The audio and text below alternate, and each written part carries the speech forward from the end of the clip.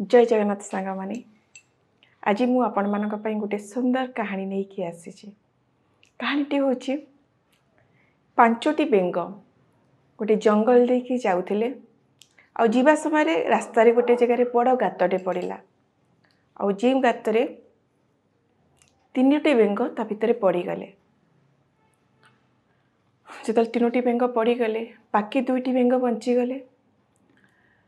जो तीनोटी बेंग गातरे पड़गले से तीनोटी बेंग चेष्टा करते केमती उपरक उठापी आते चेष्टा जारी रखी से बाकी दुईटी बेंग जो बंची जाते से माने परिहास करी कहते ये गातरे पड़गला आउ केबे उठी पारिबनी कहीं बेकारटारे चेष्टा करुच एभली भावे कहते जहाँफल से तीनोटी बेंग भितर गोटे बेंग कथा शुणिकी हार मानिकी गोटे जगार बसीगला बाकी आ दुईटी बेंग रहिले से दुईटी बेंग से पुणी तांकर चेष्टा जारी रखी था पुणी चेष्टा करते ऊपर उठी आसवाई आ से समय ऊपर थिबा जो दुईटी बेंग बंची जाते से पुणी तांको परिहास करी कहते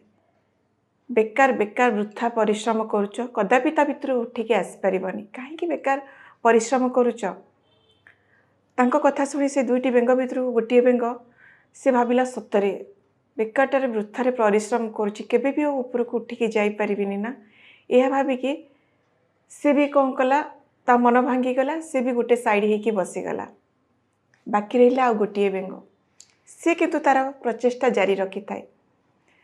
से कौन कला पुणी एमती उपरक उठापी से तार चेष्टा चली थाए पुणी ताको एमती परिहास करी दुईटी बेंग कहते किंतु एमानकर परिहास कौन सी तार प्रभाव ता से बेंग उपरे पकौ न थाए से एमती तार चेष्टा जारी रखी थाए एमती आस्ते आस्ते चेष्टा करी करी सतको सत से कौन कला ना उपरक उठिकी पलि आसला जितेबले से बेंगटी उपरक उठिकी पलि आसला ए दुईटी बेंग कौन कले ना सेतबेले आश्चर्य होइकी ताकू चाहीकी रही था केमिति यह संभव होला ये केमती बेंग उपरक उठिकी पलि आसला मु आपण मानकु कहूची से केमती उठिकी आसला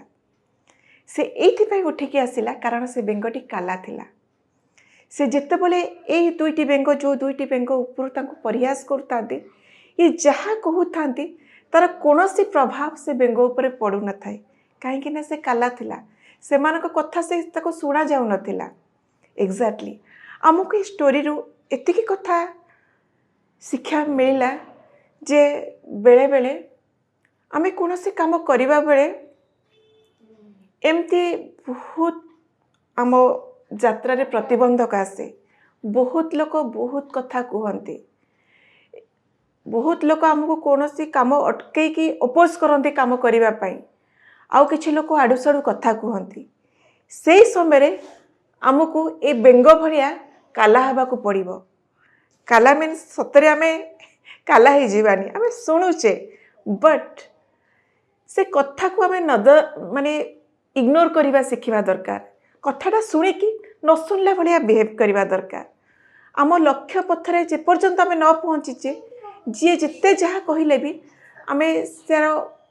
से लोकर कथा जमती आमको कौन प्रभावित न करे से भली आम व्यवहार करवा उचित कहीं लोकों प्रकृति हूँ तो कहवा आम भल काम कले कहे खराब काम कले लोक कहे तेणु लोकों कथा को न शुणिकी आमे केमती आम लक्ष्य पथरे आगे जावा से आम चेष्टा करवा उचित नुहे। जय जगन्नाथ सांग माने आज ये गपटी जदि आपण मानकु रियली भल लगी थाए ताले निश्चिंत भाव में गोटे सुंदर कमेंट निहाती देवे। रहुची नमस्कार।